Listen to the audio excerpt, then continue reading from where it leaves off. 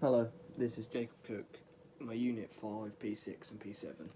For this, I'm going to be analysing three different performances. They're going to be a team sport performance, an individual in a team sport, and an individual in an individual sport. To start with, I'm going to be analysing Manchester United versus Norwich City on the 27th of October in 2019. This happened at Carrow Road. From this and the data I have gathered from the analysis, it's a very positive performance from Manchester United. This is because they won 3-1 over Norwich and they were away from home. They also had 53.9% possession to Norwich's 46.1. They had 21 shots and 11 on target, whereas Norwich only had 10 shots and 3 on target.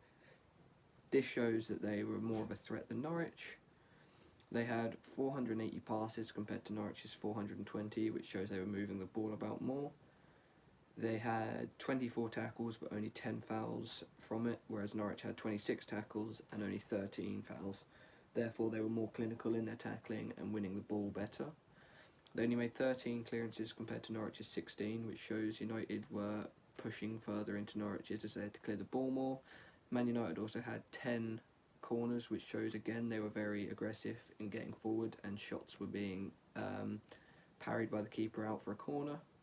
They had 0 offsides, which shows their attacks were effective as they were staying onside and getting forwards.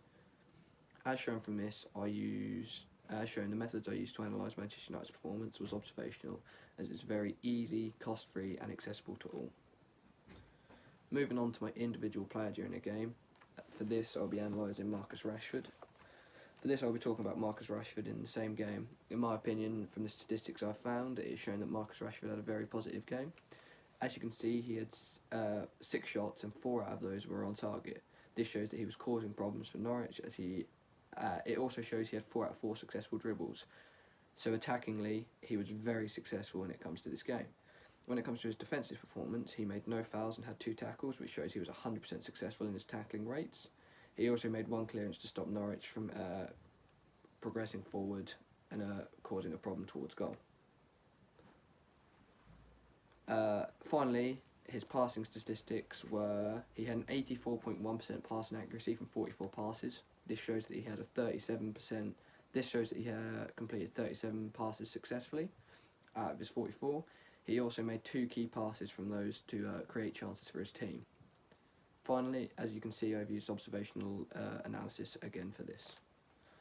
Finally, moving on to my individual player in individual sport, I am using Andy Murray versus Djokovic in the 2013 Wimbledon final. As you can see from the stats, it was a very positive game from Murray as he won. He had 48 out of 67 first serve points, so a 72% point win. And then his second serves, he had 16 out of 38, which was 42% of his shots.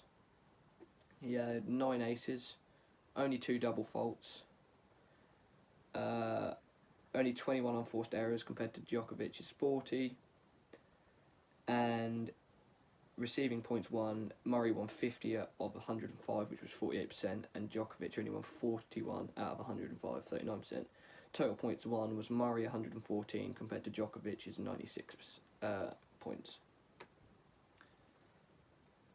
Why I used observational analysis. The reason I used observational analysis was because it was so cheap and easy, it cost nothing, and it was really accessible for everyone else. And it didn't take any time at all, and like I said, it takes no money to do any of this. Comparing to others such as software analysis or data mining, software analysis is very expensive. For example, an app called Huddle for analysis, that costs $1,600 to get the best analysis equipment, and my course and I do not have enough funds to supply this for me to analyse games. It may be costly, however it does get the best, but observational can be just as good. I also did not use data mining because this is very time costing and it would have taken so much longer to do compared to observational, which does the same job, it just takes a little less time. So I believe that observational is the best way as it is cheap, time efficient and accessible to everyone. This was my Unit 5, P6 and P7.